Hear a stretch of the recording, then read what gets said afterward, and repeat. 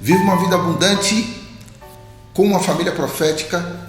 Mês de maio chegou e o mês de maio tradicionalmente é o mês da família e nós estamos aqui para investir nela.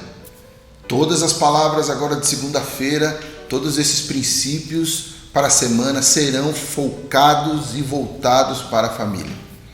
E eu sei que isso pode mudar todo o seu resultado, todo o teu futuro, porque a família é a base que nos ajuda a chegar mais longe, porque sozinho você vai muito mais rápido, mas junto você vai mais longe.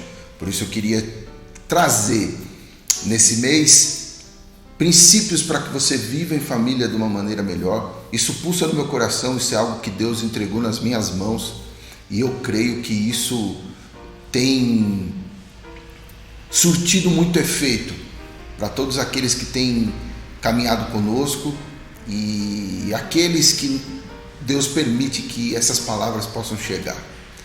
Quando você abre a Bíblia lá em 2 Samuel 6, de 8 a 12, você vê a história de um homem extraordinário. O nome dele era Obed-Edom. E Davi, quando está trazendo a arca para Jerusalém, essa arca que foi roubada pelos filisteus, foi roubada porque representava algo importantíssimo para o povo de Deus, o povo de Israel.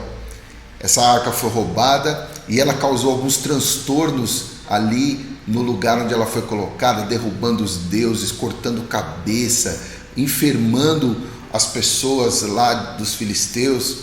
Nós vemos que eles nem queriam mais aquela arca. Davi traça um plano e para trazer a arca de volta para Jerusalém. No meio do caminho, essa arca que estava em cima de um carro de bois, os bois tropeçam e a arca ela vai cair, e Uzá, que era um dos servos de Davi, tem ali uma experiência terrível com a arca. Quando ele toca na arca, ele morre, porque não poderia tocar na arca. E aí Davi, muito chateado com essa situação, coloca a arca justamente na casa de Obed-Edom.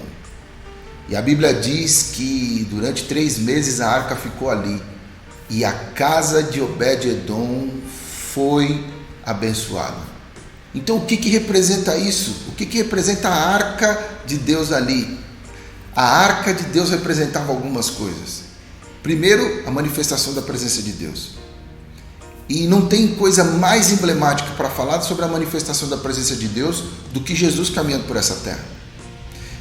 E olhando para isso, a gente começa a entender de que eu, como sacerdote, você como responsável pela sua casa espiritualmente falando, que talvez não seja ainda o homem, mas seja a mulher, seja os filhos, eu não sei quem está me assistindo aqui, mas entender de que nós podemos trazer essa presença manifesta para a nossa vida, para a nossa casa. Não é simplesmente ter a presença, mas ter a presença manifesta.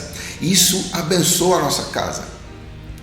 E abençoa a nossa casa porque quando nós olhamos para Jesus que caminhou nessa terra, nós vemos Jesus ensinando, nós vemos Jesus curando, nós vemos Jesus ele expulsando o mal, nós vemos Jesus ressuscitando, nós vemos Jesus amparando, cuidando. Portanto, a presença manifesta de Deus faz tudo isso.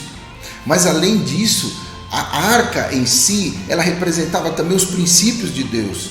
Havia dentro da arca alguns utensílios que lembravam, justamente as tábuas da lei estavam ali. Então os princípios do Senhor manifestam sobre a casa. Então a presença de Deus manifesta na casa através dos princípios e também manifestando a vitória de Deus sobre aquela casa. Eu quero declarar isso sobre a tua família, eu quero declarar isso sobre a tua casa. A presença de Deus se manifestando através de curas, de sinais, de milagres.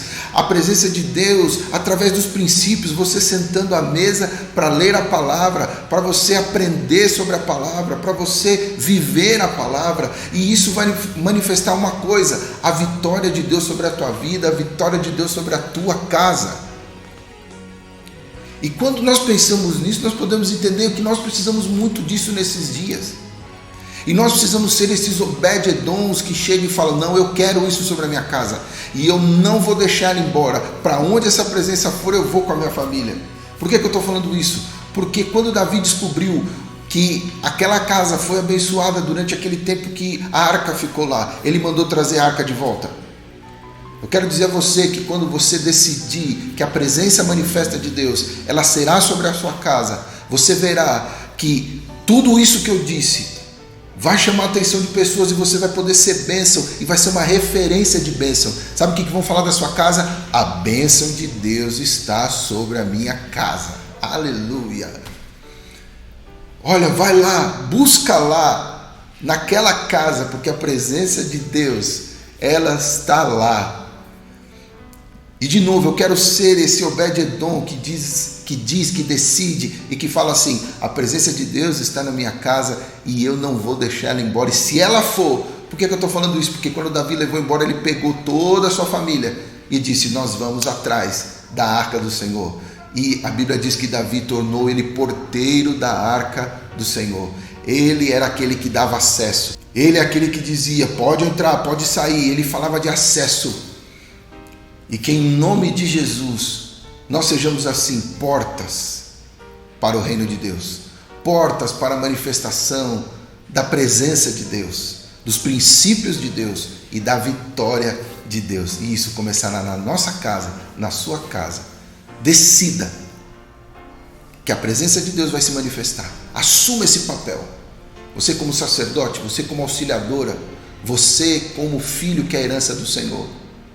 Que Deus abençoe a sua vida e que você decida que na sua casa o que vai se manifestar é a presença de Deus, os princípios do Senhor e a vitória que a presença de Deus, quando se manifesta na nossa casa, traz. Amém? Viva uma vida abundante com a sua família, vivendo esse ambiente e essa atmosfera profética. Em nome de Jesus. Shalom.